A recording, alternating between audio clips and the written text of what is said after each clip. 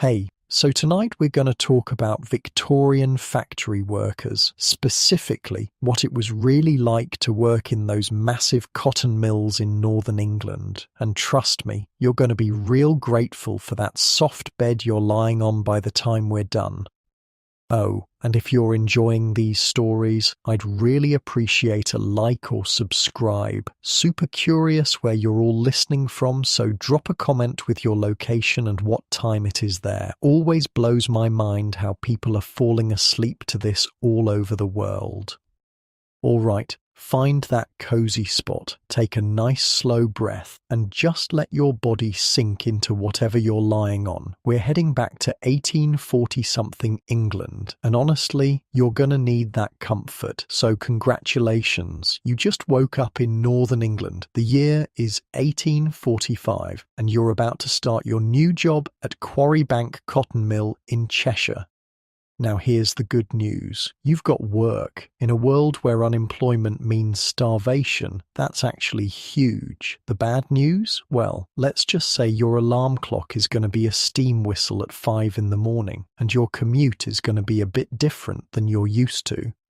It's still dark outside when that whistle cuts through the pre-dawn air like a knife, sharp, piercing, impossible to ignore. Your eyes snap open in the cramped room you share with, well, pretty much your entire family. The walls are thin, the ceiling is low, and you can hear your neighbours stirring too. Because when the mill calls, everyone answers.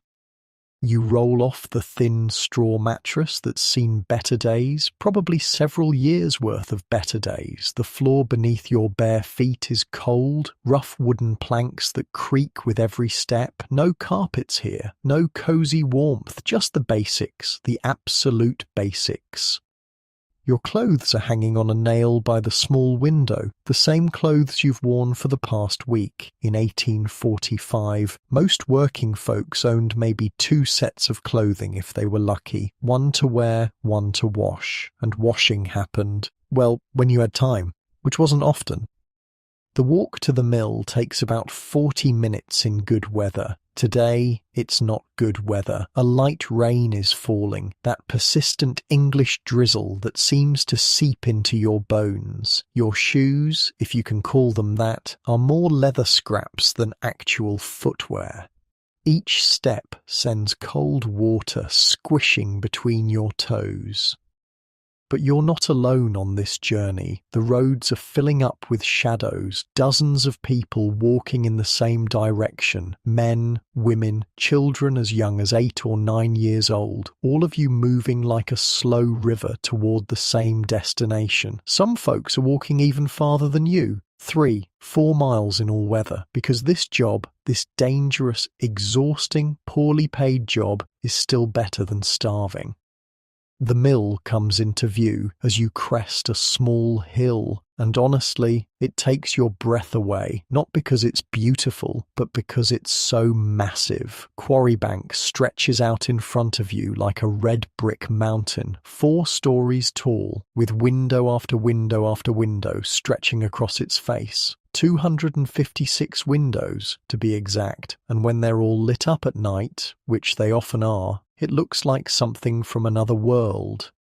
But right now, in the grey dawn light, it just looks enormous and slightly terrifying. The building sits right next to the River Bollin, and you can hear the water rushing even from here. That river is what makes this whole operation possible. The massive water wheel that powers everything, all those spinning machines, all that cotton being turned into thread, it all depends on that flowing water. As you get closer, you can see the wheel itself. Well, part of it anyway. The thing is absolutely enormous. 44 tons of iron and wood, taller than most houses. They call it the Great Wheel, and it's one of the most impressive pieces of machinery in all of Britain. When it turns, the whole building seems to hum with energy. You join the stream of workers flowing through the main entrance. The overseer, a stern-looking man with a pocket watch, is checking people in. His eyes are sharp, calculating, making sure everyone's on time, because lateness means fines, and fines mean less money in your already nearly empty pocket. First day? He asks when you reach him. His voice is brisk, businesslike. You nod. Mill hand? Yes, sir. Name? You tell him, and he makes a mark in his ledger. You'll be working the spinning mules on the second floor. Report to William Faulkner. He's the mill manager. And listen, he leans in slightly, his voice dropping. Don't be late again, ever. The machines wait for no one. Inside, the mill is like nothing you've ever experienced. The noise hits you first, a constant roar of machinery that makes your ears ring instantly. Hundreds of machines, all running at once, all clacking and whirring and spinning. It's so loud you can barely hear yourself think. Then there's the heat. Even this early in the morning, the air inside is warm and humid. The cotton thread needs specific conditions to work properly, and that means keeping the whole place steaming like a tropical greenhouse. By midday, it'll be close to 90 degrees Fahrenheit in here. The smell is next, a mix of cotton dust, machine oil, and human sweat. It's not necessarily unpleasant, just intense, industrial, like nothing from the natural world. But what really gets you is the size of it all. The main floor stretches out like a cathedral, with rows upon rows of machines. Each one is tended by workers who move with practiced efficiency, dodging between moving parts, feeding cotton into hungry mechanical mouths, collecting spools of finished thread.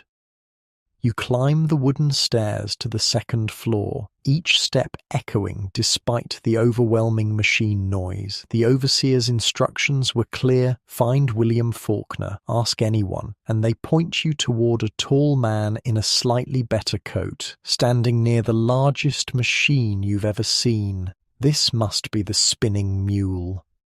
The thing is absolutely massive, stretching nearly the length of the entire floor. It looks like some kind of mechanical beast, all moving parts and spinning wheels. At the back, there are rows of what look like small metal posts, each one holding white fluffy cotton.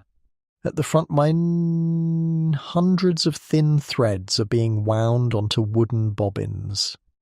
And between the back and front, there's a massive carriage, probably 20 feet long, that's slowly moving forward. As it moves, the cotton gets stretched thinner and thinner until it becomes proper thread. Then the carriage reverses, winding all that new thread onto the bobbins at the front.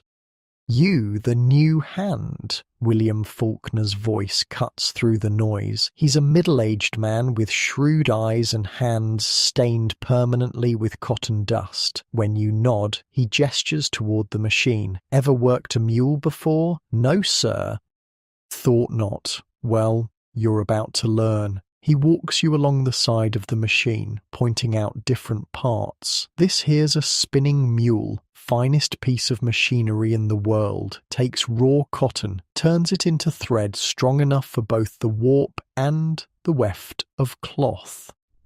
Before, machines like this, you'd need wool or linen for the strong threads. Now, cotton can do it all.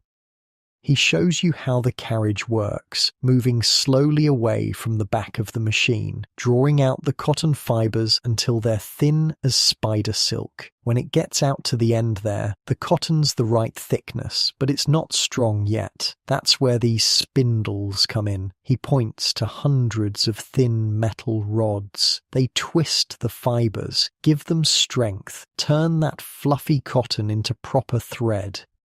You watch, mesmerized, as the whole process unfolds. The carriage rolls out, the cotton stretches, the spindles spin, and somehow, magically, thread appears. Once the carriage reaches the end, it reverses, and while it's coming back, it's winding all that new thread onto these bobbins here. He taps one of the wooden spools at the front of the machine. When the bobbins are full, they get taken off and fresh ones go on. That's called doffing.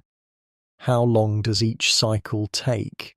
Depends on the length of thread we're making, maybe 10, 15 minutes. The key thing is the machine can't stop. Every minute it's not running is money lost. And in this business, time really is money. He leads you to a section of the machine where a young man, probably not much older than you, is walking back and forth along the threads. This here's a piecer, Faulkner explains. When threads break, and they do break, his job is to tie them back together quick as lightning. Can't let broken threads sit there, ruins the whole batch.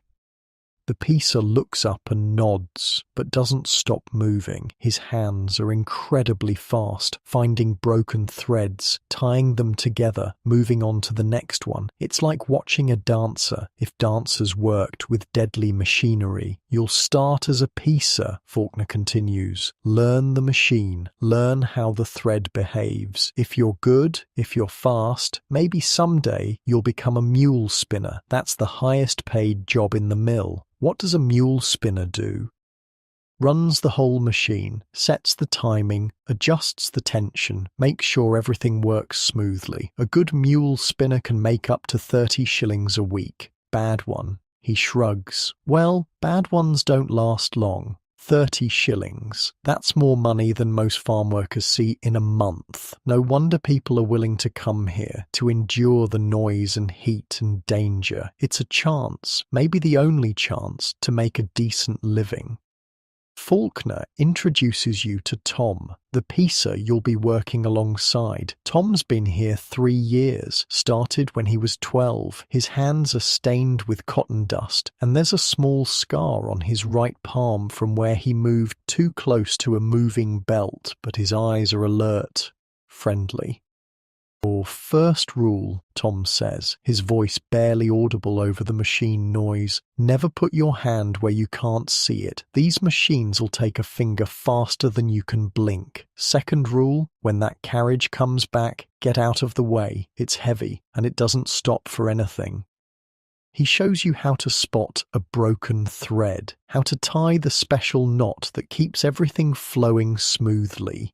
Speed matters, he explains, but accuracy matters more. Bad knot, whole section of thread is ruined. Your first few hours are challenging. The noise makes it hard to concentrate, the heat makes you dizzy, and the sheer complexity of keeping track of hundreds of threads at once is overwhelming. But gradually, very gradually, you start to get the rhythm. Walk along the threads, eyes scanning constantly for breaks. When you spot one, move fast but carefully. Tie the knot, test it gently, move on. Don't think about the noise, don't think about the heat. Just focus on the threads. The carriage starts moving back, and Tom grabs your arm. Move! You both step quickly to the side as 20 feet of heavy machinery rolls past. There's maybe 3 feet of clearance, just enough room to avoid being crushed. Children work under there sometimes, Tom says quietly, nodding toward the gap beneath the moving carriage. Cleaning up cotton scraps, clearing out lint, dangerous work, but someone has to do it. You glance under the machine and see them, kids who can't be more than 8 or 9 years old, crawling around beneath tons of moving metal. They have to be quick, have to stay low, have to get out of the way when that carriage comes rolling back. One mistake, one moment of inattention, and they'd be crushed instantly. But they seem almost casual about it, like this is just normal, which you're starting to realize it is. This is normal here. This is just life.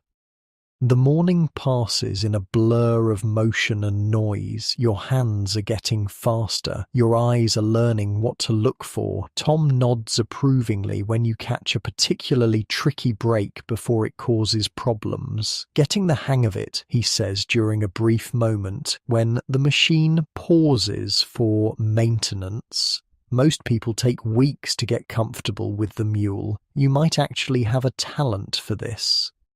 A talent for factory work. 3 months ago, that would have sounded like an insult. Now, it feels like hope because having a talent, being good at something, means job security, and job security means survival.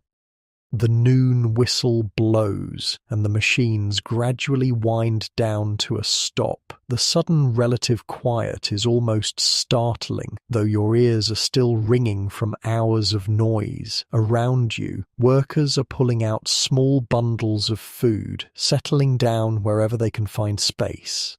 Tom unwraps a piece of bread with a thin scraping of bacon fat on it. You've got similar, though yours is just bread with a tiny bit of cheese. Luxury food, by the standards of 1845. Good first morning, Tom says between bites. Afternoon's going to be tougher though. Heat builds up and everyone gets tired. That's when accidents happen. You look around at your fellow workers, really look at them for the first time. They're a mix of ages, from children barely tall enough to reach the machines to older men and women with decades of experience written in their faces, but they all share something, a kind of alert wariness. Eyes that are always watching the machinery, hands that instinctively know where the dangerous spots are. This is your world now. These people, these machines, this constant dance between human reflexes and mechanical precision. It's not the life you imagined, but it's the life you've got. And as the afternoon whistle blows and the machines roar back to life, you realize something. You're going to survive this. You're going to learn, adapt, become one of those alert workers with quick hands and careful eyes. The spinning mule starts its next cycle, the carriage rolling out, cotton stretching into thread, and you walk alongside it, watching for breaks, ready to tie the knots that keep it all working, ready to become a Victorian factory worker. Welcome to Quarrybank Mill. Welcome to the Industrial Revolution. Welcome to your new life. Your second week at the mill starts to reveal the real rhythm of this place. 5:30 in the morning. That steam whistle pierces through your dreams like clockwork. But now, instead of jumping in panic, your body just automatically starts moving. Feet hitting the floor, clothes pulled on, out the door. You're learning that time here isn't just important, it's everything. The mill runs on something called factory time, and it's different from anything people had experienced before. For centuries, folks worked by daylight, by seasons, by the natural rhythm of the world. Not anymore. Now there's a massive clock on the outside of the mill building, 4 faces, one pointing in each direction, so nobody can claim they couldn't see what time it was. That clock controls everything. When you eat, when you work, when you sleep. And the rumour going around is that some mill owners, the really unscrupulous ones, actually mess with the clocks, slow them down during the day to squeeze more work out of people, speed them up at night to make the shifts longer. Whether that's true here at Quarrybank, well, you're not about to ask. Tom's been teaching you the finer points of piecing, and honestly, it's more complicated than you expected. Different types of cotton require different knots. The thickness of the thread changes how tight you tie things. And then there's reading the machine itself, learning to hear when something's not quite right. Listen, Tom says during a brief break while they oil the machinery. The noise level drops just enough for normal conversation. You hear that slight squeak on the third spindle bank, means the bearing's getting dry, probably get fixed tonight, but if it doesn't, the whole section's going to jam up by tomorrow afternoon. You tilt your head, trying to pick out one small sound among hundreds, and amazingly, there it is, a tiny irregularity in the mechanical symphony. How long did it take you to learn to hear things like that? Oh, maybe 6 months before I could really tell what the machine was saying. But once you get it, it's like the mule talks to you, tells you what it needs, warns you when trouble's coming. The payment system here is, well, it's both encouraging and terrifying. You get paid based on results. More cycles the machine completes, more money in your pocket, but that also means every breakdown, every jam, every minute the mule sits idle costs you directly. As a piecer, you make about 5 shillings a week when things go well. That's decent. A farm labourer might make 7 or 8 shillings, but they only get paid when there's work, and if the harvest fails, well, they get nothing. Here, as long as the mill keeps running, you get paid every Saturday. The mule spinners, the guys who actually operate the machines, they can make much more. Tom points out Jack Morrison, a lean man in his 30s who's been running mules for over a decade. Jack pulls down maybe 25 shillings a good week. Bad week.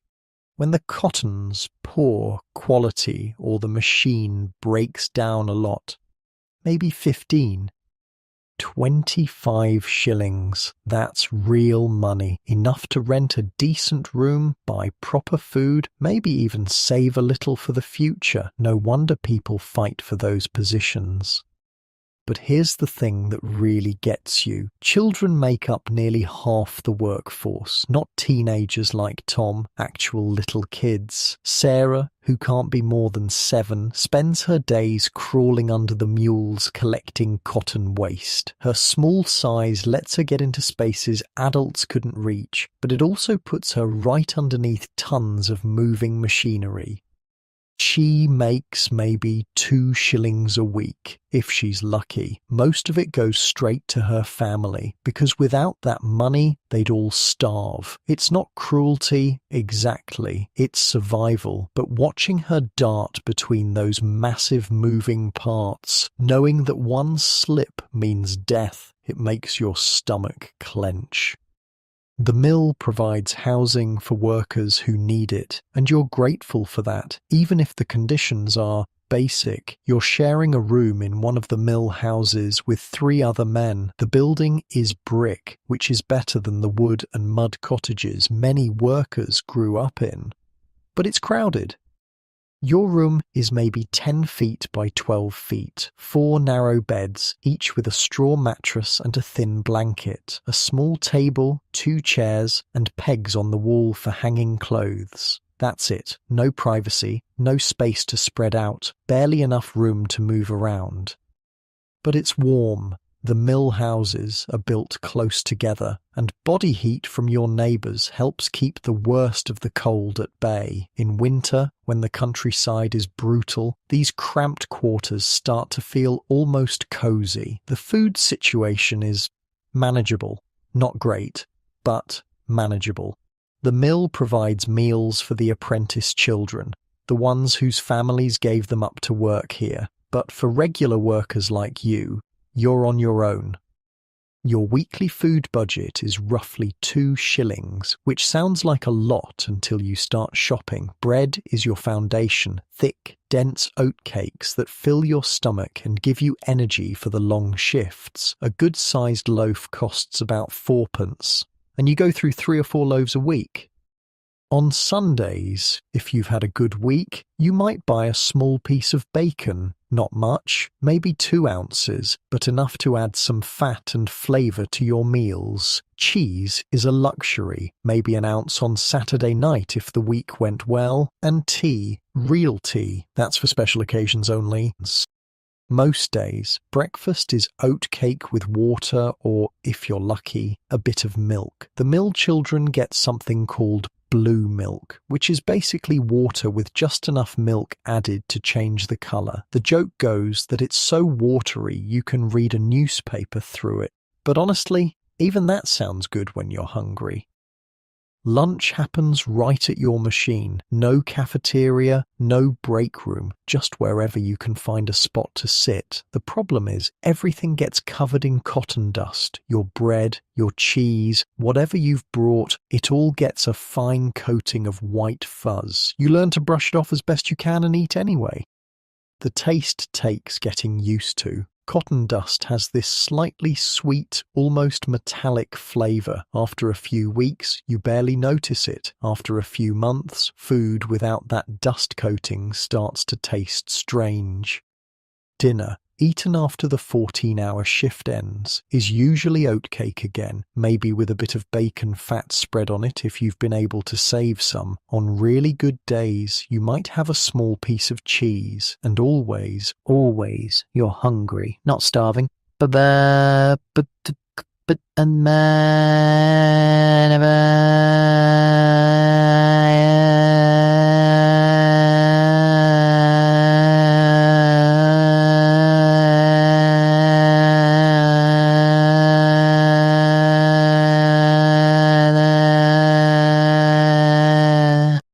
The mill children have it worse. The apprentices, the ones bound by contract until they turn 21, they get fed by the mill, and the mill feeds them as cheaply as possible. Breakfast and supper are the same thing, thin oatcake soaked in hot water and milk.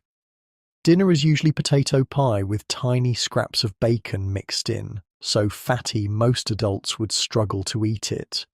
But when you're 8 years old and working 14 hours a day, you'll eat anything.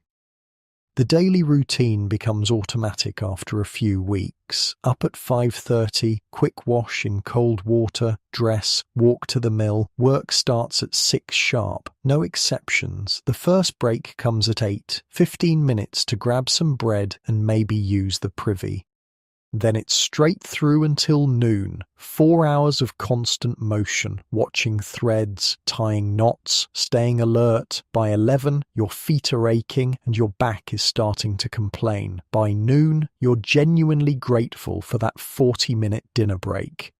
Afternoon shift runs from 12:40 until 8 at night. Those last few hours, 6 to 8, are brutal. Everyone's tired, attention starts to wander, and that's when accidents happen. You've learned to be extra careful during evening hours, because tired people make mistakes around dangerous machinery. The noise never stops being overwhelming, but you do adapt to it. After a month, you can hold conversations while the machines are running, reading lips and using hand signals to communicate. Some of the workers have developed their own sign language, quick gestures that let them share information without stopping work. The heat is harder to get used to. Even in winter, the mill stays warm from all the machinery and the humid air needed for cotton processing. In summer, it becomes almost unbearable. Women faint regularly, and the overseers keep buckets of cold water on hand to revive anyone who collapses. But you're getting stronger. Those first weeks, your legs ached constantly from standing all day, your hands cramped from the repetitive motions, your shoulders burned from reaching up to the higher threads. Now, your body has adapted. You can work a full shift without the acute physical pain. What you haven't adapted to is the fear, not panic, but a constant low-level awareness that everything around you is dangerous. The belts that transfer power from the water wheel could catch loose clothing and drag you into the machinery. The moving carriages of the mules could crush you if you're not paying attention. Even something as simple as cleaning cotton waste from under the machines that puts you inches from death. Every worker has stories. Old Joe lost 2 fingers to a carding machine 5 years ago. Mary Thompson got her hair caught in a drive belt and nearly lost her scalp. Young Peter, who started here the same week you did, he slipped while cleaning under a mule and the carriage caught his leg. Broke it in 3 places. He's walking again now, but with a permanent limp.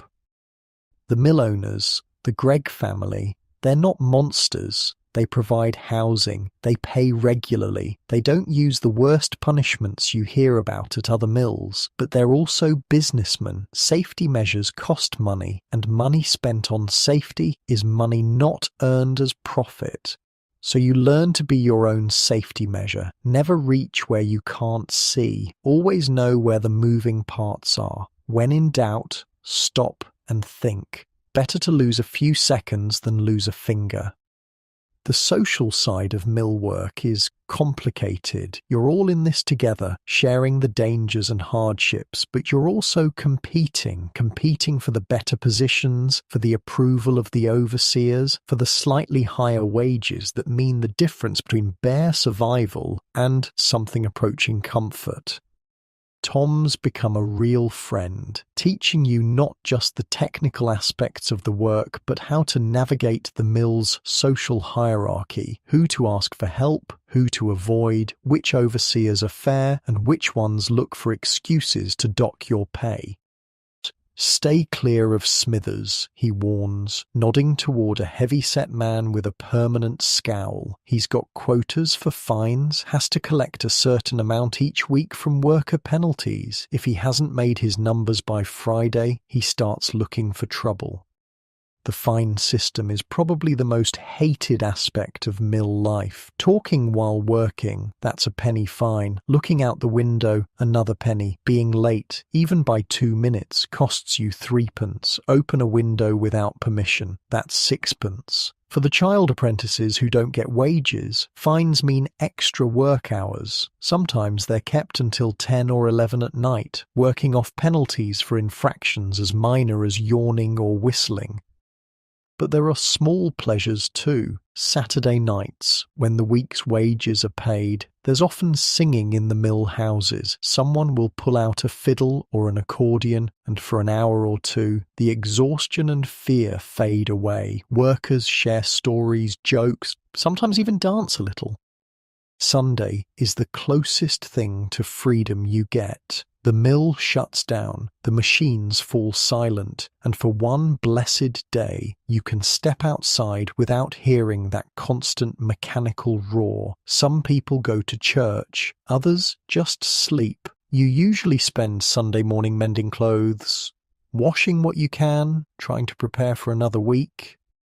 Sunday afternoons, if the weather's decent, you might walk out to the countryside just to see growing things, to hear birds instead of machinery, to remember that the world exists beyond these brick walls and spinning cotton. The Gregg family lives in a mansion on the hill overlooking the mill. Sometimes, on Sunday walks, you can see lights in their windows, warm yellow glows that suggest comfortable rooms, good food, books and music, and all the things that money can buy. It's not resentment you feel exactly. More like wonder. How different life must be when you own the machines instead of serving them. But Monday always comes. The whistle always blows, and you always get up, get dressed, and walk back through those mill gates, because this is your life now. This is how you survive, one day at a time, one shift at a time, one carefully tied knot at a time. The cotton keeps coming, the machines keep spinning, and you keep working, learning to find small moments of satisfaction in doing the job well, small pleasures in friendship and shared struggle, small hopes that maybe, someday, things might get a little better. For now, it's enough to make it through each day, to earn your 5 shillings, to keep your fingers and your life, to prove that you can adapt to this strange new world of steam and cotton and mechanical precision. Tomorrow will bring more of the same, the whistle, the walk, the endless dance with dangerous machinery. But tonight you can rest. Let your aching muscles relax. Let the noise fade from your ears. Let yourself imagine, just for a moment, what it might feel like to wake up without that whistle, just for a moment before sleep takes you and you dream of spinning wheels and moving carriages and threads that never, ever break. 3 months into your mill life, and you're starting to understand what people mean when they talk about the real cost of this work. It's not just the long hours or the poor pay, it's what the job does to your body, your mind, your very soul. The accidents are what get your attention first, not because they're dramatic, but because they're so ordinary, matter of fact, part of the daily rhythm of mill life. Last Tuesday, William Bower was working the carding machines. Now, carding is where raw cotton gets combed and aligned before it goes to the spinning mules. Dangerous work because those machines have hundreds of tiny wire teeth that grab and pull at anything they touch.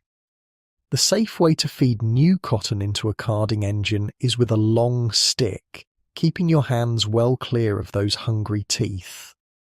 But William had done this job for 8 years. He knew those machines, had fed them thousands of times. Maybe he was tired, maybe distracted, maybe just unlucky. Instead of using the stick, he tried to push a new batch of cotton in with his fingers.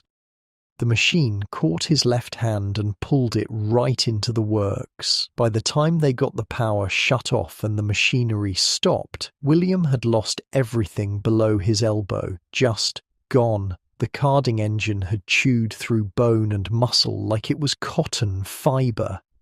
He's alive, which is something, but his working days are over. 8 years of experience, gone. A lifetime of wages, gone. The mill gave his family £2 and wished them well. £2 for an arm. William's not unique. In the records they keep here at Quarry Bank, there are 4 deaths on file, 3 adults and 1 child. The child, that stays with you. John Fulton, 11 years old, working as a scavenger under the spinning mules. His job was crawling around beneath those massive carriages, picking up loose cotton and bits of broken thread. Nobody knows exactly what happened. Maybe he didn't hear the mule starting up. Maybe he got confused about which direction the carriage was moving. Maybe he just moved a split second too slow. But when that 20-foot iron carriage came rolling back, John was underneath it. They say it was quick, small mercy, I suppose. The thing that haunts you isn't just that it happened, but how everyone reacted. Work stopped for maybe 10 minutes while they cleaned up. Then the machine started again because cotton waits for no one, not even dead children. John's parents got 5 shillings for the funeral. The mill management sent a brief letter expressing their regret, and the next day another child took John's place under the mules, because that cotton waste still needed collecting, and small hands were still the best tool for the job. You start to understand why people look the way they do after years in the mills. It's not just the physical exhaustion, though that's real enough. It's carrying the weight of knowing that any day, any moment might be your last. That constant tension, that perpetual alertness, it wears on you. The children handle it differently than adults. They adapt, maybe because they don't fully understand the danger, or maybe because they're more resilient than grown-ups. But watching them work, seeing how casually they duck under moving machinery, or stick their small hands into gaps that would terrify you, it's both impressive and heartbreaking. Sarah, the 7-year-old you noticed on your first day, she's become something of a legend among the scavengers. Fastest hands in the mill, can clear cotton waste from under a mule carriage in half the time it takes other children. The overseers praise her, give her extra bread sometimes as a reward. But you've noticed she doesn't hear well anymore. 3 years of working near those thunderous machines have damaged her ears. She reads lips better than most adults, has learned to feel machine vibrations through the floor to know when carriages are moving. It's remarkable adaptation. But it's also tragic. She's 7 years old and already partially deaf. The punishments for breaking rules, Well, they vary depending on which overseer catches you. Some are relatively mild, docking a few pence from your wages, making you work an extra hour. Others are creative. Young Timothy got caught talking during work hours last week. His punishment was wearing an iron weight around his neck for the rest of the shift. Must have weighed 10 pounds. And by evening his shoulders were screaming. But he didn't talk again. The water treatment is reserved for children who fall asleep on the job, and honestly, it's hard to blame them for dozing off. 14-hour shifts when you're 8 years old, standing in heat and humidity that would exhaust a grown man. Of course they get drowsy. But falling asleep near machinery can be fatal, so the overseers have developed a system. There's a large wooden tub in the corner of each floor, filled with cold water. When a child is caught nodding off, they get grabbed by the legs, dunked headfirst into the tub, then sent back to work dripping wet. The shock of cold water definitely wakes them up, but it's also humiliating, and in winter, potentially dangerous. Wet clothes in a cold mill can lead to pneumonia. Still, the policy continues because a sick child is considered less risky than a sleepy one around dangerous machines. The worst punishment you've heard of, though thankfully you haven't seen it yourself, involves nailing. A boy at another mill, caught repeatedly looking out the window instead of watching his machine, had his ear nailed to a wooden table for several hours, left there as an example to others. The really insidious thing about the punishment system is how it creates fear even when nothing's happening. You find yourself constantly looking over your shoulder, watching for overseers, second-guessing every movement. It's exhausting living under that kind of scrutiny. But perhaps the most dangerous aspect of mill work isn't the dramatic accidents or harsh punishments. It's the slow, invisible damage that accumulates over time. The cotton dust is everywhere, in the air, on every surface, in your lungs with every breath. At first, it just makes you cough a little. Everyone coughs in the mills. It's as normal as the machine noise, but after months of breathing that air, the cough gets worse.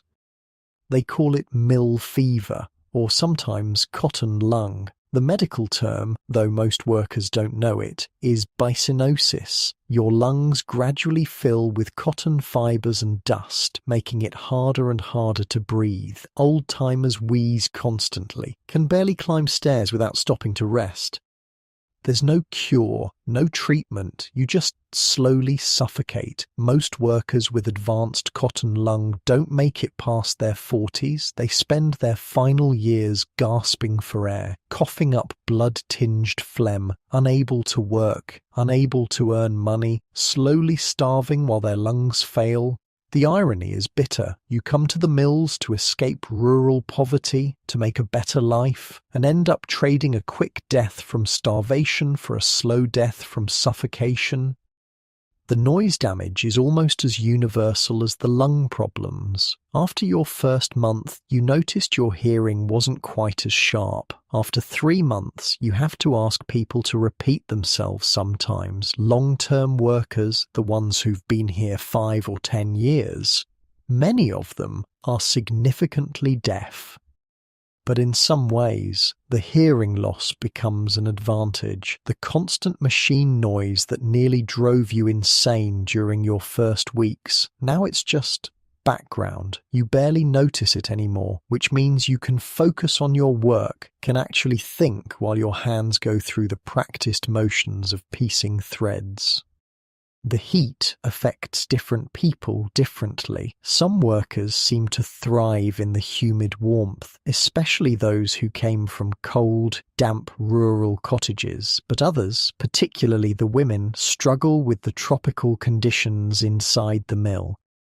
Mary Hutchinson collapsed last Thursday, just crumpled to the floor next to her machine. The overseers carried her to a cooler area, poured water on her face, got her conscious again, but she was shaky for the rest of the day, pale and dizzy. It's the 3rd time this month someone's fainted from the heat.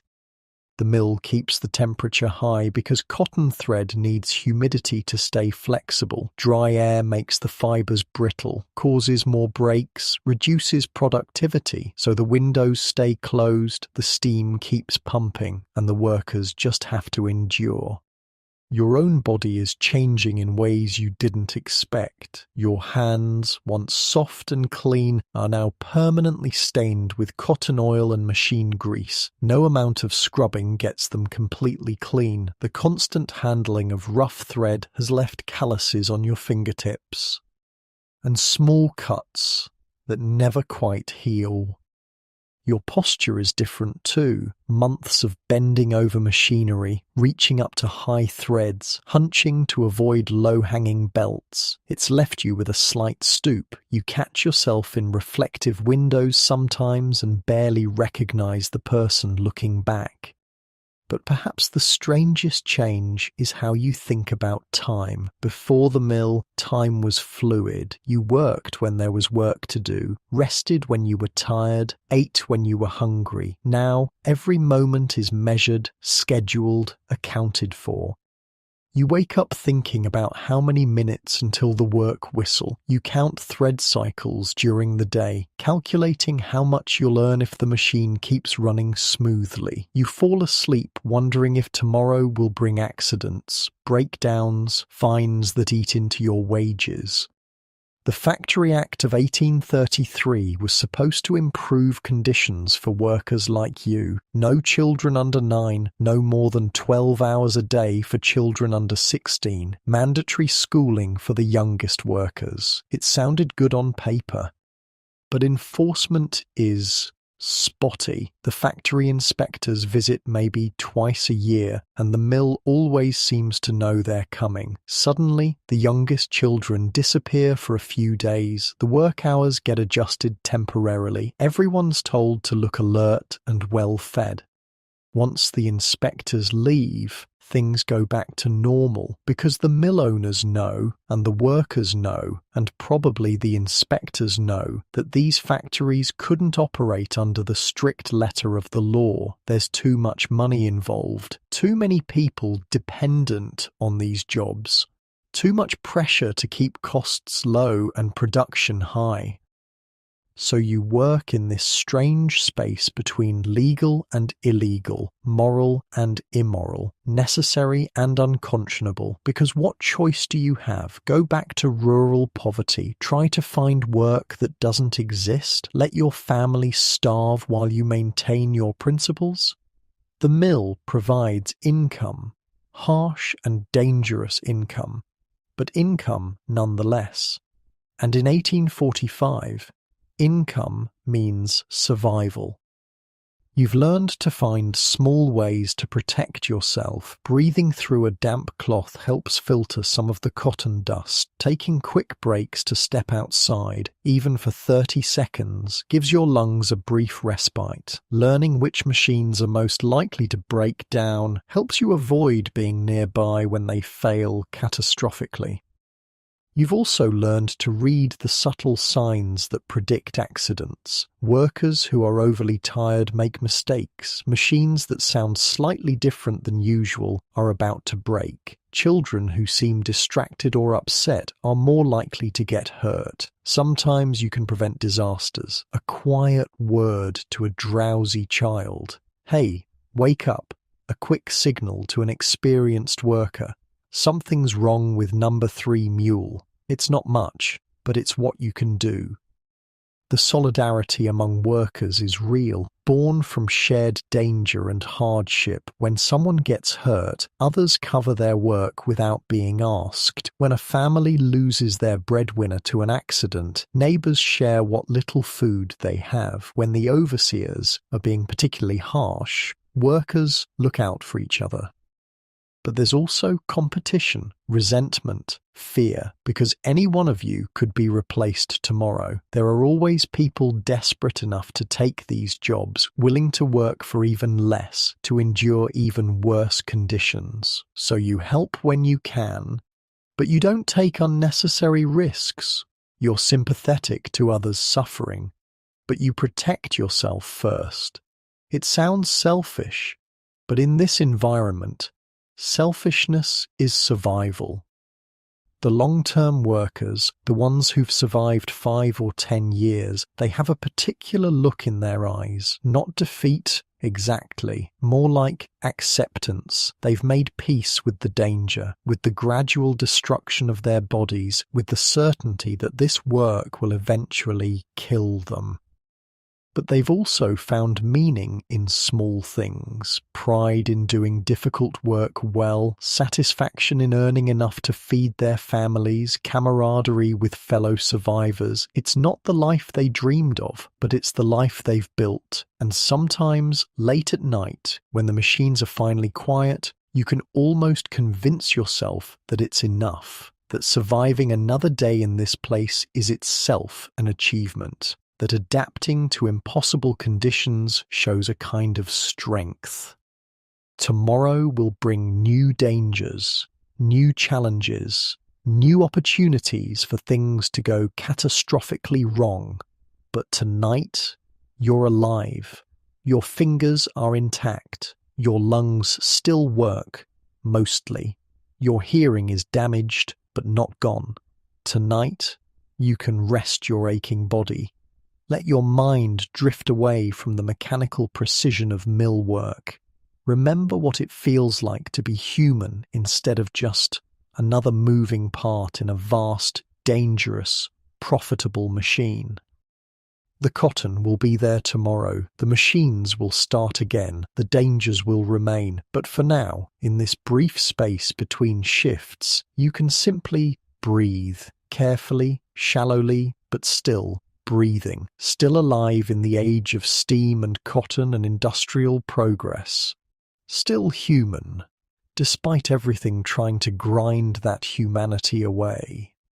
6 months at Quarry Bank, and you're starting to understand something most outsiders never grasp. This isn't just a workplace, it's a complete world, a society with its own rules, its own culture, its own strange rhythms of hope and despair.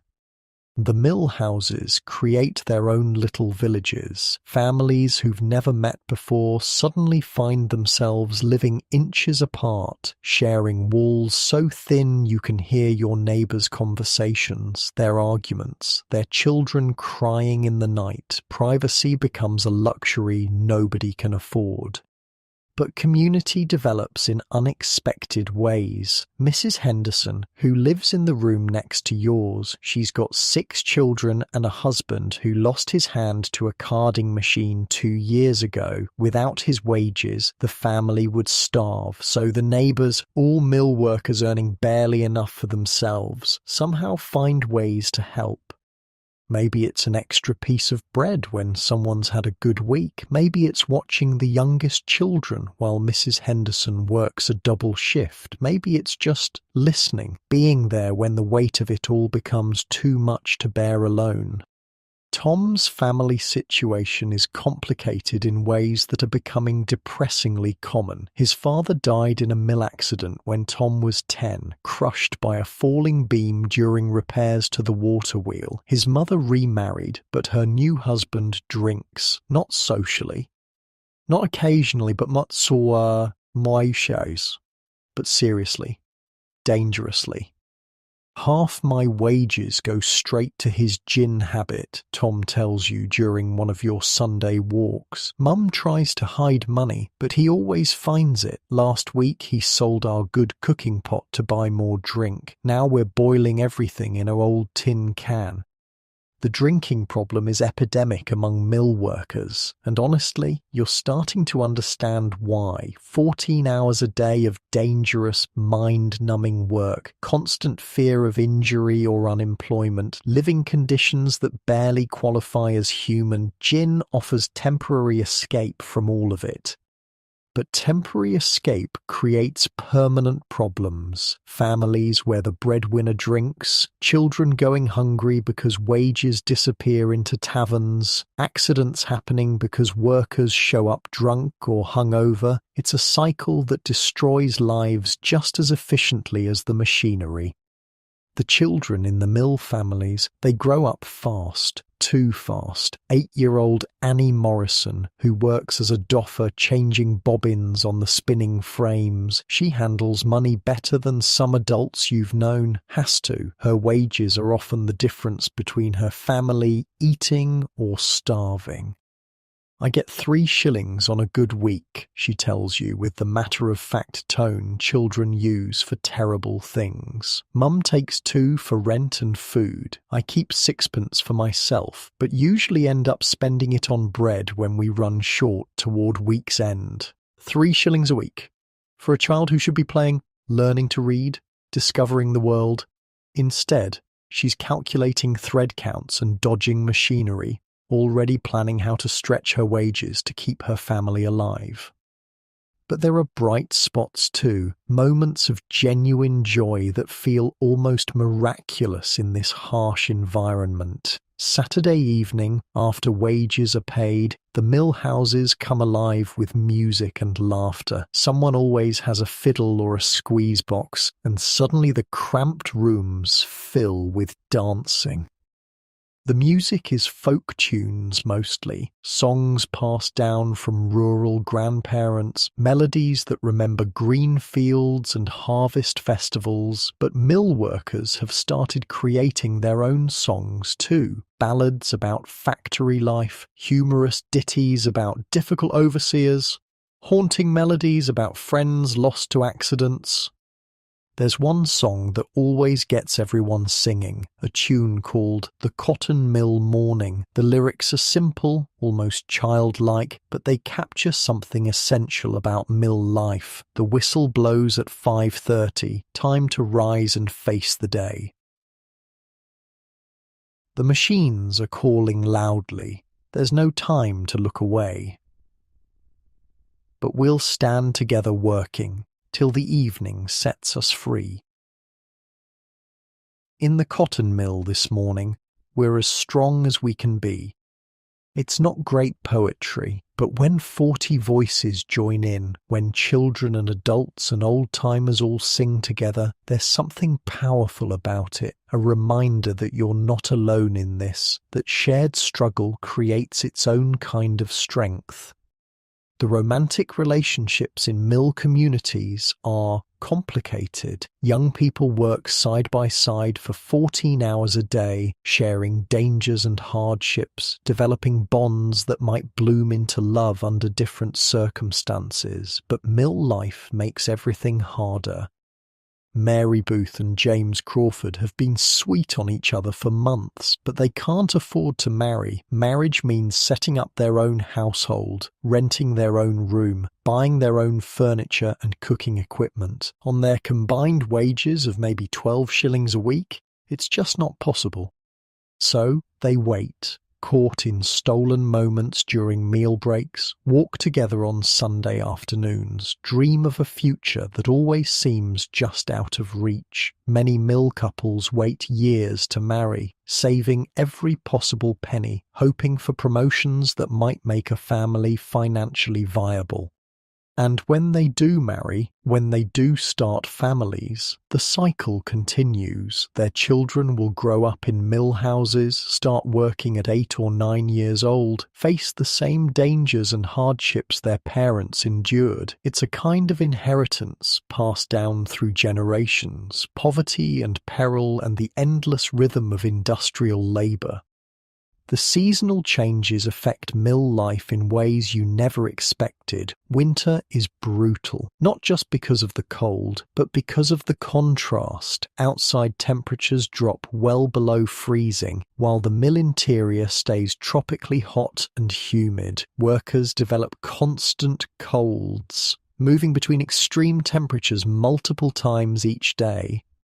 The walk to work becomes treacherous when ice covers the roads. More than one worker has slipped and broken bones, missing weeks of wages during recovery. The mill provides no compensation for injuries that happen outside the workplace, so a simple fall can mean destitution. But winter also brings some advantages. The heat inside the mill becomes welcome instead of oppressive. The steam from the machines creates a fog that, while not healthy, at least feels warm and enveloping, and winter evenings in the mill houses, huddled together for warmth, create intimacy that summer's stifling heat makes impossible. Spring is renewal, but also anxiety. The water levels in the River Bollin affect how much power the wheel can generate, which affects how many machines can run, which affects how much work is available. A dry spring means reduced hours, lower wages, families choosing between rent and food, and summer brings its own miseries. The mill interior becomes almost unbearable, temperatures reaching over 90 degrees with humidity to match. Women faint regularly. Children become listless and sick. Everyone moves more slowly just to avoid generating additional body heat. But summer also means longer daylight hours, which allows for evening work by natural light instead of expensive gas lamps. It means fresh vegetables from small gardens behind the mill houses, tiny plots where workers grow cabbages and onions to supplement their meagre diets.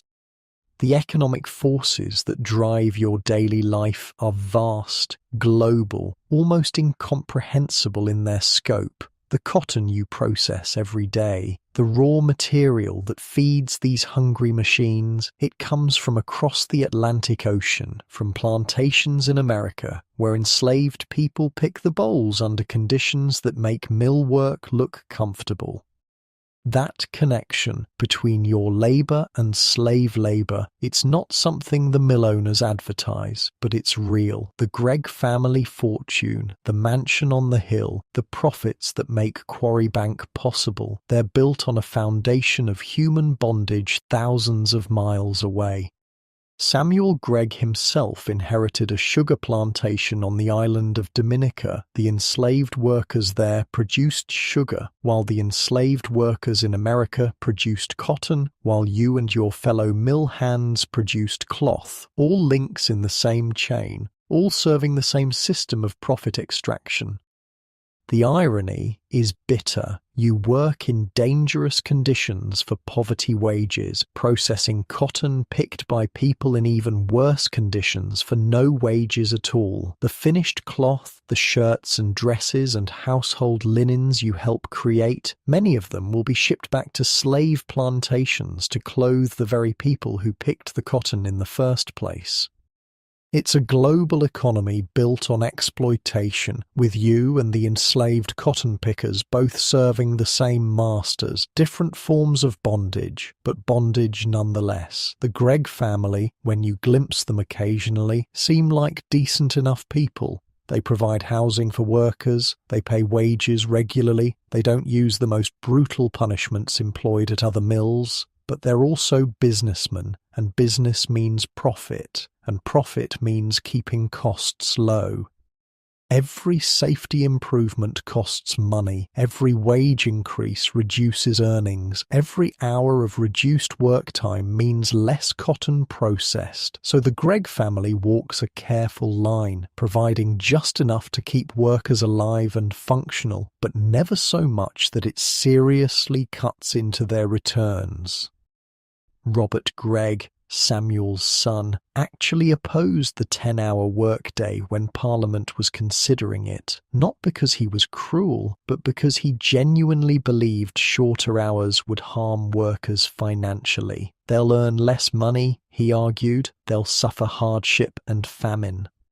From his perspective, it made sense. Shorter hours meant lower production meant lower wages meant hungry families. Better to work 14 hours and eat regularly than work 10 hours and starve.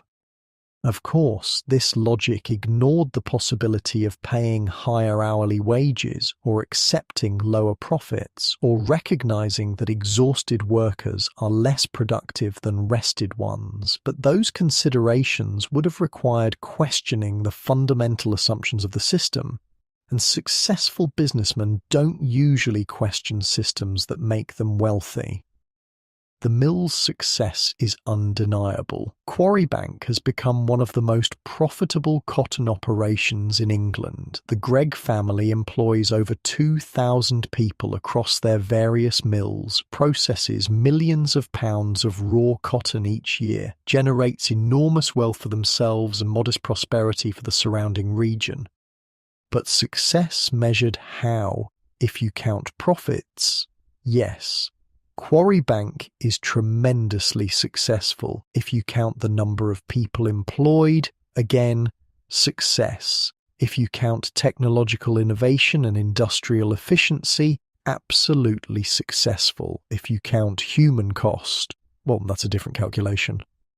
The relationships between workers and management are complex, layered with mutual dependence and mutual resentment. The mill owners need workers, but they also need to control workers. Workers need jobs, but they also need to maintain some dignity, some sense of human worth. Small acts of rebellion become important. Talking when you're supposed to be silent, looking out a window when you should be watching machines, taking an extra minute during break time. These aren't dramatic protests, but they're assertions of humanity in a system designed to treat people as machine components. Sometimes rebellion takes more organized forms, work slowdowns when conditions become unbearable, collective refusal to work overtime when someone's been treated unfairly, whispered conversations about what other mills are paying, what other communities are doing to protect workers. But organized resistance is dangerous. Workers who cause trouble get blacklisted, their names shared among mill owners, their chances of finding other employment destroyed. In a world where unemployment means starvation, most workers can't afford to be troublemakers. So, resistance stays small, personal, individual. Each worker finding their own ways to maintain sanity and self-respect in an environment designed to crush both. The mill community has developed its own informal systems of support and justice. When someone is treated unfairly by an overseer, word spreads quickly. Not formal complaints, those would be suicidal, but quiet conversations, shared glances, subtle ways of expressing disapproval. When someone is genuinely in need, a family dealing with illness or injury, the community responds with whatever resources are available: a few extra pennies, a shared meal, childcare for working parents. It's not charity, exactly, more like mutual insurance against disaster. And when someone proves themselves untrustworthy, someone who informs on fellow workers or takes advantage of others' desperation, well, the mill community has ways of expressing disapproval too. Social isolation, exclusion from group activities, the cold shoulder that makes already difficult lives even more lonely. These informal systems matter because official systems, legal protections, government oversight, they're largely absent. Workers have few rights, little recourse when they're mistreated, no real voice in the conditions of their employment. So you create your own systems, your own codes of behavior, your own ways of protecting each other and punishing those who violate community standards. Sunday walks have become your weekly escape, your reminder that the world extends beyond mill walls and machine noise. The countryside around Quarrybank is beautiful, rolling hills and small farms and patches of forest that seem almost magical after 6 days of industrial landscape. But even these walks carry reminders of how much the world has changed. Fields that once supported farm families have been enclosed by wealthy landowners. Small cottages stand empty as people migrate to industrial towns. Traditional ways of life disappear as surely as morning mist. You pass groups of agricultural workers sometimes, and the contrast is striking. They look healthier than mill workers. Their posture is straighter. Their faces are weathered by sun instead of pale from indoor work, but they also look hungry, worried, uncertain about where their next meal will come from. The choice between mill work and farm work isn't really a choice between good and bad. It's a choice between different kinds of hardship, different forms of uncertainty, different ways of struggling to survive in a world that seems designed to make survival difficult for ordinary people.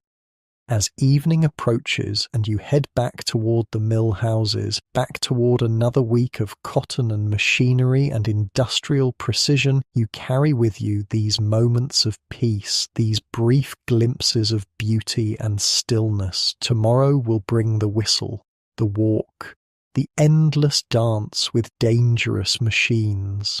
But tonight you have these memories of green fields and quiet streams and skies unmarked by industrial smoke. Tonight you can rest, surrounded by the community you found in this unlikely place, supported by friendships forged in shared struggle, sustained by the small pleasures that make harsh lives bearable. The cotton waits in great bales, ready to be transformed into thread tomorrow.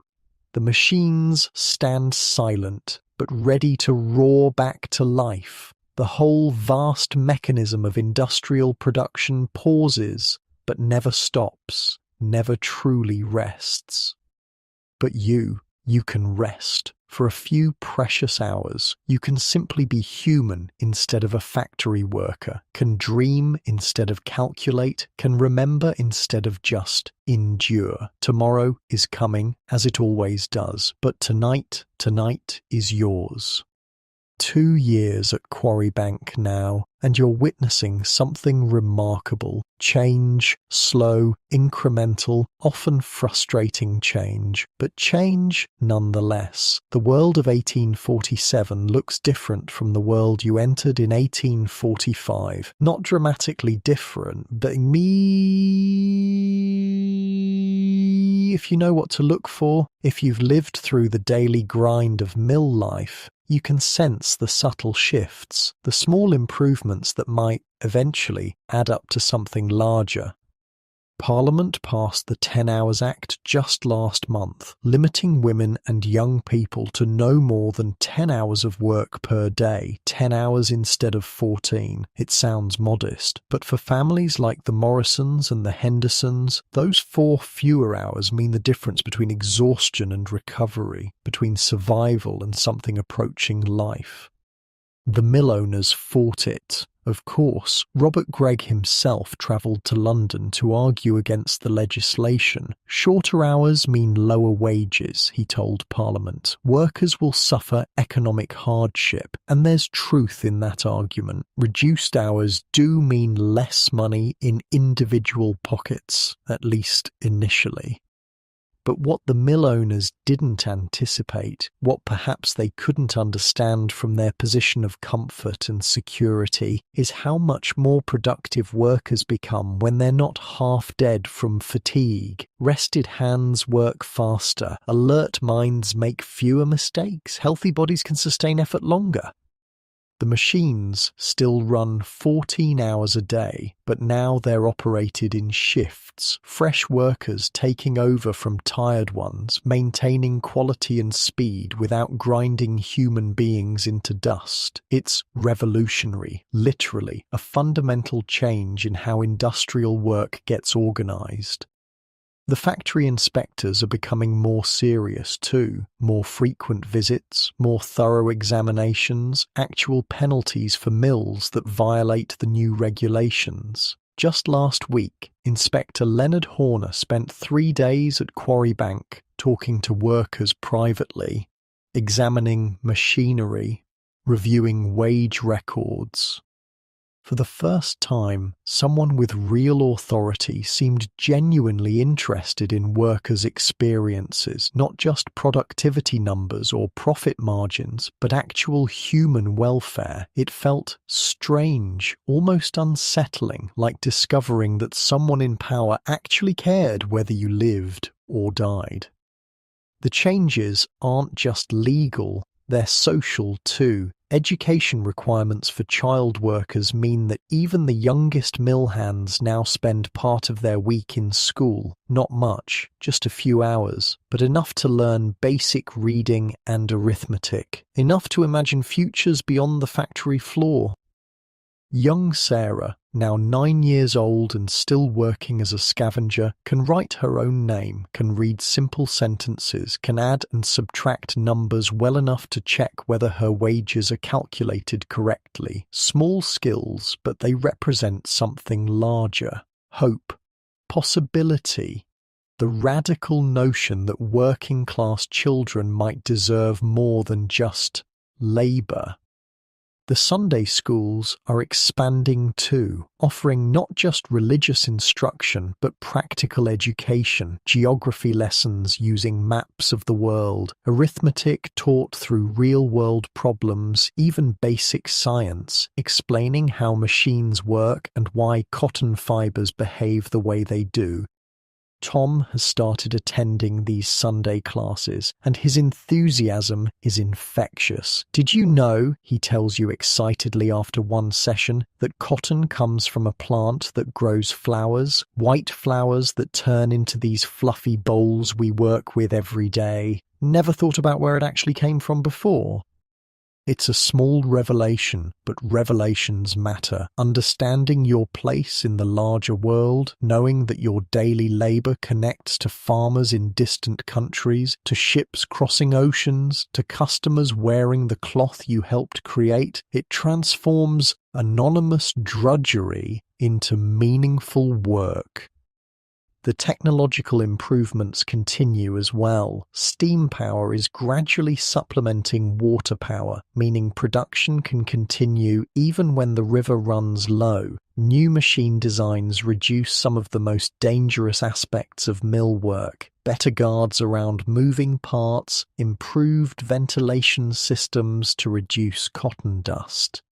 These improvements come slowly, often only after accidents force owners to recognize problems, but they do come. Each small safety measure, each minor design improvement represents lives saved, injuries prevented, suffering reduced. The economic changes are perhaps the most significant, though they're also the hardest to see day by day. Real wages, purchasing power adjusted for the cost of living, are gradually increasing, not dramatically, but measurably. A loaf of bread that cost 4 pence 2 years ago now costs 3 pence. Cheese is more available. Even occasional meat becomes possible for working families. The railroad has reached Quarry Bank, connecting the mill directly to Manchester and Liverpool. Suddenly, fresh food arrives daily instead of weekly. Vegetables that would have rotted during long wagon journeys now reach mill stores while still crisp. Fish from the coast, dairy products from distant farms, even exotic goods like oranges and tea become occasionally affordable. Your own life reflects these broader changes. You've been promoted to assistant mule spinner, earning nearly 15 shillings a week when production runs smoothly. It's still hard work, still dangerous, but the increased income makes a real difference. A room of your own instead of shared quarters. Better food, even a few books, purchased from travelling peddlers who've discovered that mill workers represent a new market for cheap literature. The books are simple, adventure stories and moral tales, but they open windows to worlds beyond cotton and machinery, stories of distant lands, heroic deeds, love and honour and justice. Reading by candlelight after 14-hour shifts becomes your private rebellion against the notion that working people don't deserve beauty, imagination, escape. The sense of community in the mill houses has deepened as well. Shared hardship creates bonds, but shared improvement creates something different: hope. The possibility that things might continue getting better, that children might have opportunities their parents never imagined. Mrs. Henderson's youngest daughter, little Catherine, she's 8 years old and shows remarkable aptitude for arithmetic. The Sunday school teacher thinks she might, with proper education, become a governess or even a school teacher herself. It's an extraordinary possibility that a mill worker's child might rise to middle-class respectability through education rather than marriage. Even the relationship between workers and management is evolving, not friendly exactly, but less purely adversarial. The Gregg family has started holding annual celebrations, providing food and entertainment for workers and their families. These events are partly paternalistic, partly calculated to improve worker loyalty, but they're also acknowledgements that workers are human beings with needs beyond wages. During the last Harvest Festival celebration, Robert Gregg actually spoke with individual workers, asking about their families, their concerns, their suggestions for improvements. Whether anything will come of these conversations remains to be seen, but the fact that they happened at all represents a significant shift. The broader political landscape is changing too. Working-class voices are being heard in ways that would have been impossible just a decade earlier. Chartist meetings in Manchester draw thousands of workers demanding voting rights, representation in Parliament, laws protecting labour interests. Not all mill workers support the Chartist movement, and many are too exhausted or frightened to participate in political activities, but the mere existence of organised working-class politics changes everything. Mill owners can no longer assume that workers will accept any conditions, any wages, any treatment without resistance. The global context is shifting as well. Anti-slavery movements are gaining strength, putting moral pressure on industries that depend on enslaved labour. The connection between mill prosperity and plantation slavery, once invisible or ignored, is becoming harder to deny. Some mill owners are beginning to source cotton from Egypt and India, places where workers are paid wages rather than held in bondage. The quality isn't always as good, the prices are sometimes higher, but the moral considerations are starting to influence business decisions.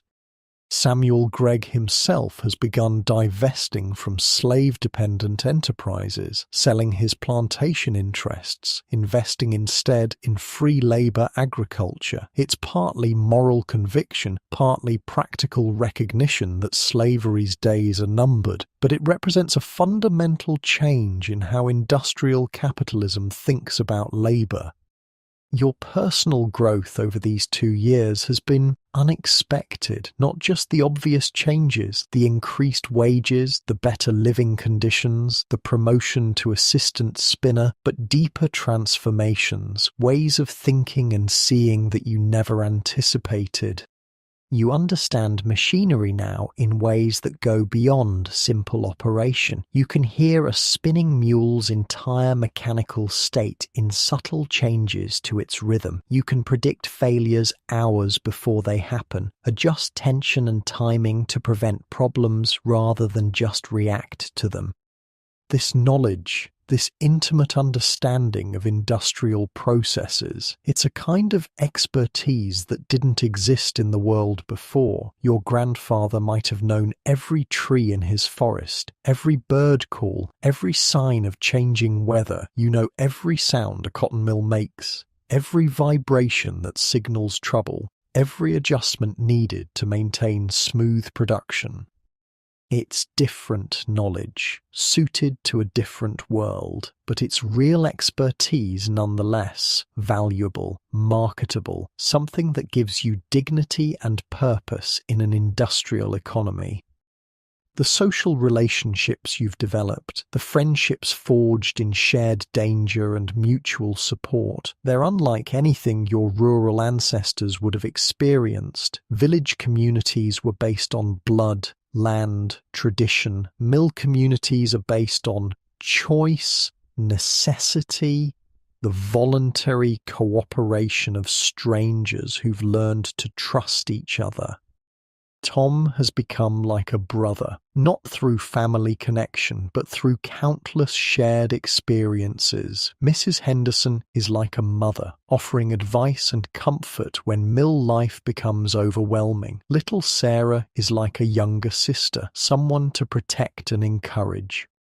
These relationships, built on industrial foundations rather than agricultural ones, they represent something new in human experience. Urban families, industrial communities, modern forms of kinship based on common struggle rather than common ancestry. Your understanding of time has been permanently altered too. Not just the mechanical precision of factory time, though that's part of it, but deeper changes in how you think about past, present, and future.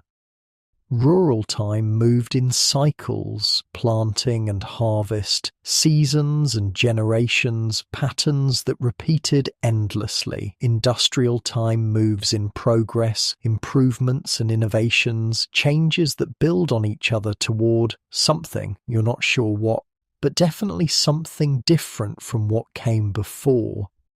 You can imagine futures now that your grandparents couldn't have conceived. Machines that work faster, safer, more efficiently, laws that protect workers better, schools that educate working-class children, maybe even, someday, democracy that includes ordinary people like yourself.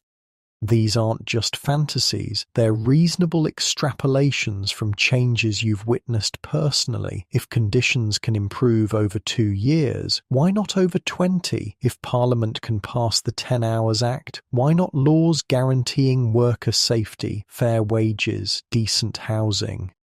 The physical toll of mill work remains real. Your hearing is permanently damaged. Your lungs carry cotton dust that will never fully clear. Your hands bear scars from countless small accidents. But your mind, your understanding, your capacity for hope, those have grown in ways that compensate for physical losses. You've learned to find beauty in industrial settings, the graceful motion of well-tuned machinery, the satisfaction of perfect thread tension, the camaraderie of skilled workers cooperating on complex tasks. It's not natural beauty, but it's human beauty, the beauty of intelligence applied to difficult problems, of skill developed through practice, of community created through shared purpose. The children in the mills, they're growing up different from their parents, more literate, more aware of the wider world, more willing to question authority, to imagine alternatives, to demand better treatment. They're the first generation raised entirely in industrial environments. And they're developing entirely new ways of thinking about work, society, possibility.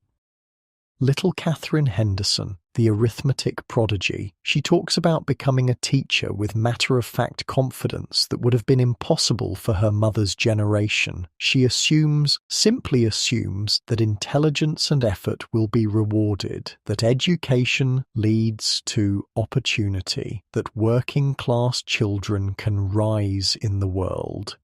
Whether she's right remains to be seen, but her confidence itself represents progress, the belief that things can change, that individuals can shape their own destinies, that tomorrow might be genuinely better than today. As you settle into sleep tonight, after another long shift at the spinning mules, after another small paycheck that represents both hardship and hope, you carry with you these accumulating changes, these signs that the world is moving, slowly but definitely to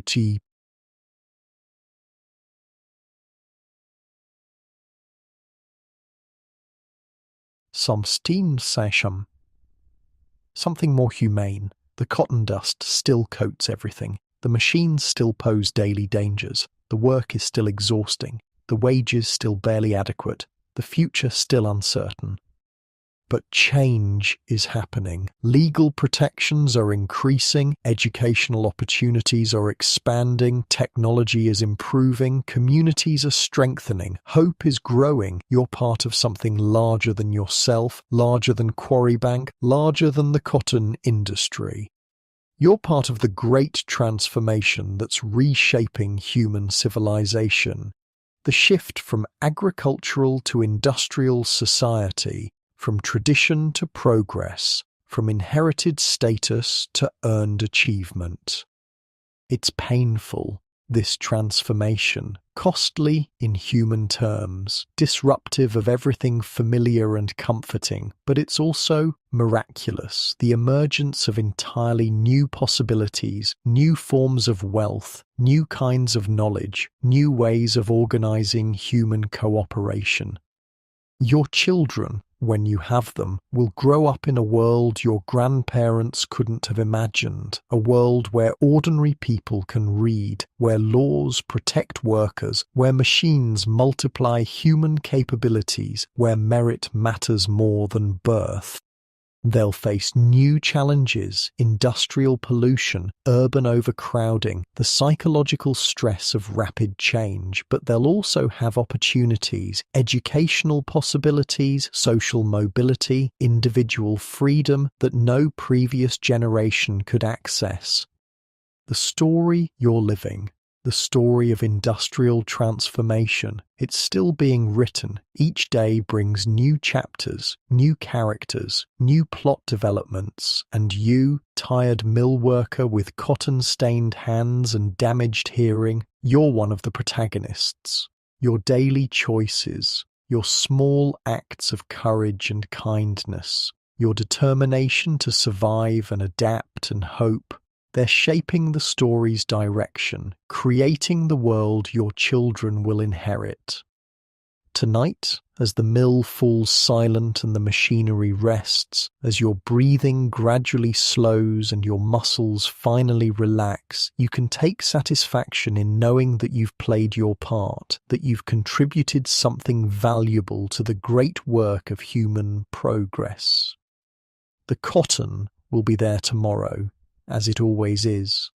The machines will start again, as they always do. The work will continue, as it must. But it will be different work, in a different world, moving toward different possibilities. And you'll be different too. A little more experienced, a little more skilled, a little more hopeful about what human beings can accomplish when they work together, even under the most difficult circumstances. Sleep well, industrial pioneer. Rest easy, agent of change. Tomorrow brings new cotton, new chances, new steps toward a more humane world. The future is being born, one shift at a time, one small improvement at a time, one sleeping worker at a time, and you're part of its creation.